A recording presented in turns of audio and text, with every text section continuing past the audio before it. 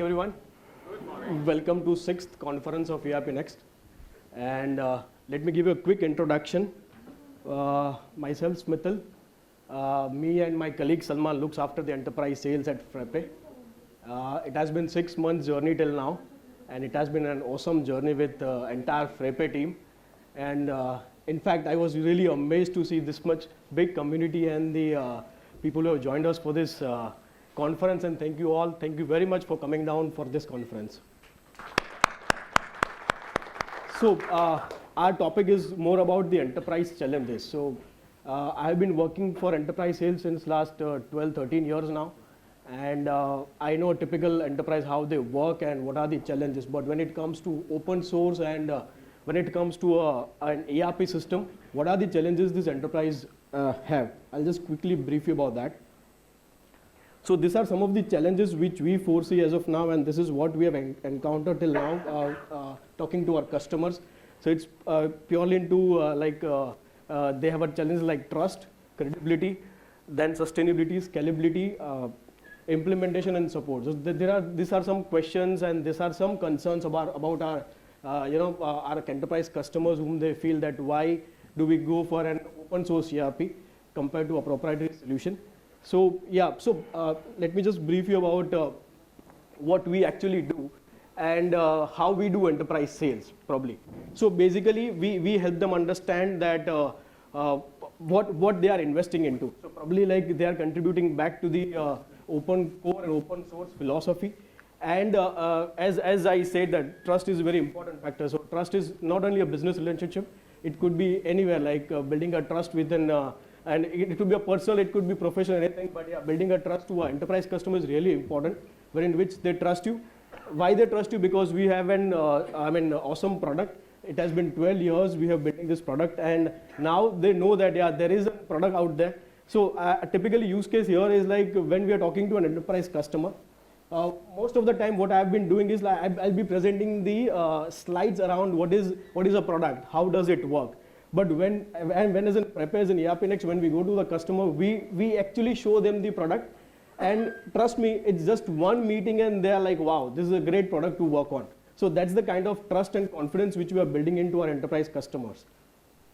Yeah, so this is something related to trust. So when we talk about credibility, so as I said, it has been 12 years now. We have an awesome community, contributors and partners and ecosystem members, and so there are around 10,000 plus members on our Discuss forum who contribute a lot, and we are there globally present right now. So it gives so much credibility in terms of trust and credibility in terms of how the product is all about and what are they investing into. So this is really very important factor when an enterprise customer choose the product.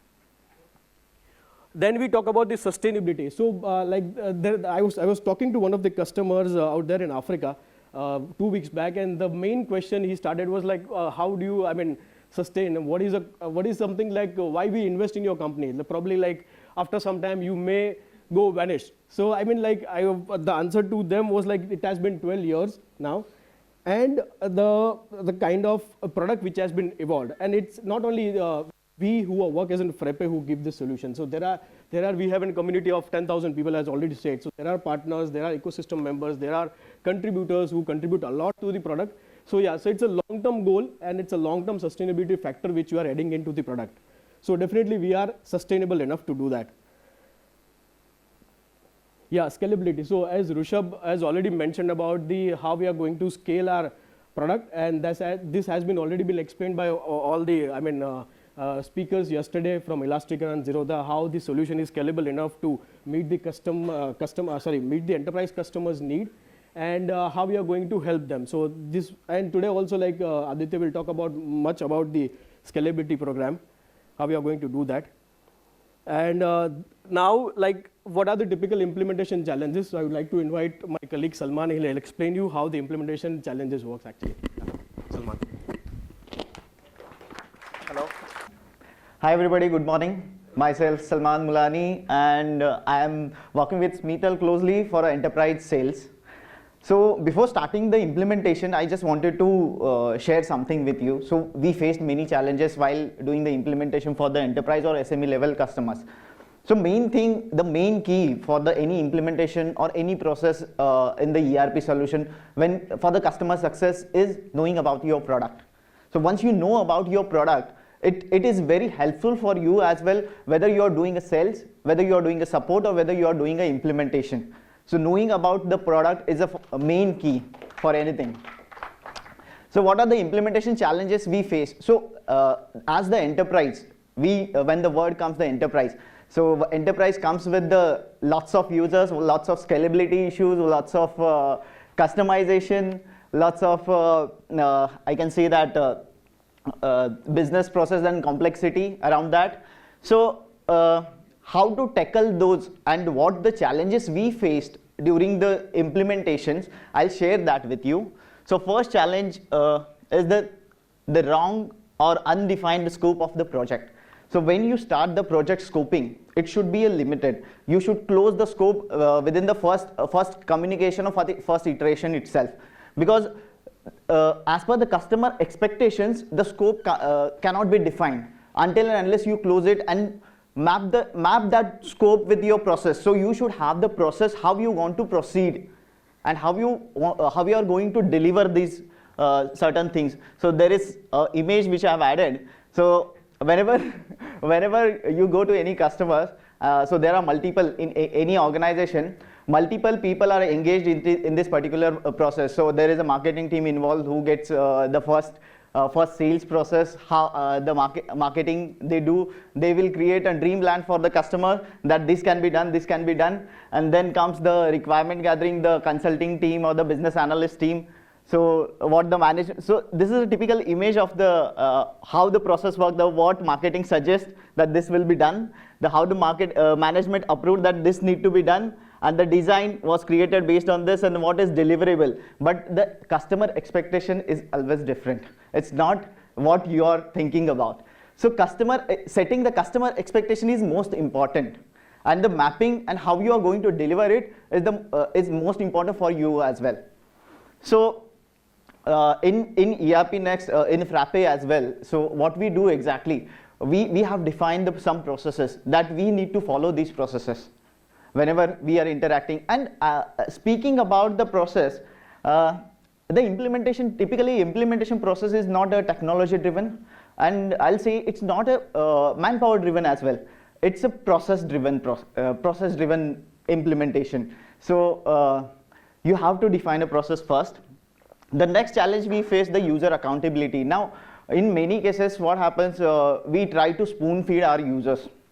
So instead of spoon feeding them, we can teach them how to catch a fish, and they will be able to do it by themselves.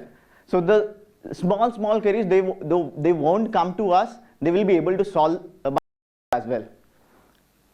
The next implementation challenge is expectation mismatch. So as I said, the first team will create a dreamland for your customer that this can be done, and when the delivery comes, when the implementation comes, it will be totally different, because the customer expectations will be different at that time. So expectation setting is the most important in this case. So this is another image. So this is what the design, what the dreamland looks like, and what the implementation is done at that particular point. So the expectation setting is more important. The another challenge is lack of change management. This is one of the important challenge when we face when we are doing an implementation at SME level or the enterprise level customers anywhere. So change management is important, because the users who are using the legacy system since 10 to 15 years, they don't have a mindset of that they want to move from one solution which they are using for 10 to 15 years to another solution. So you have to manage this particular process. In this, what we define, so there will be a project champion in every organization. We define the project champion, whether it is a department wise or whether there will be one person who knows all the processes. So we tell them that the users won't listen to us because we are outside from their operation, their system, but they will listen to their management, they will listen to their project champion. So you need to convince the management or the project champion about this, that how you can change the user's perspective because user perspective they can change very effectively. Why? They will able to make them understand that how this new system will be helpful for you and how the automation will work for you, and it will make your life easier. So when the change management comes, the users reactions like this: we we have always done it this way, we don't want to do your way. And then there is a last point, which is a lack of building and the training internal capacity. So the building a training capacity, so train the trainer approach is always best. So you have to create at the customer end also the trainer or the person who can handle their queries at the first level, and if he is not able to understand or not able to solve those queries, then it comes to you. The support there, so there is a new announcement and the support. So the enterprise customers comes with the lots of expectations and lots of support required. So for them, we have defined the SLAs, service level agreements, that how we are going to proceed with your queries, and we are introducing 24/7 support for the all different time zones. So this will be helpful for our partners as well. Woo. So 24/7 support, so partner also will be able to get help from this. Now what are the advantages of a FOSS? So typical advantages of FOSS is like no vendor lock-in, lower TCO, ease of configuration and customization, and even the government are also using FOSS systems now. Now one of the example I would like to share with you, the FOSS in India, the Kerala state have imposed that you have to use the open source softwares only. So they are saving 58 millions each year. And the last, thank you. We are here to make a customer, not a sale.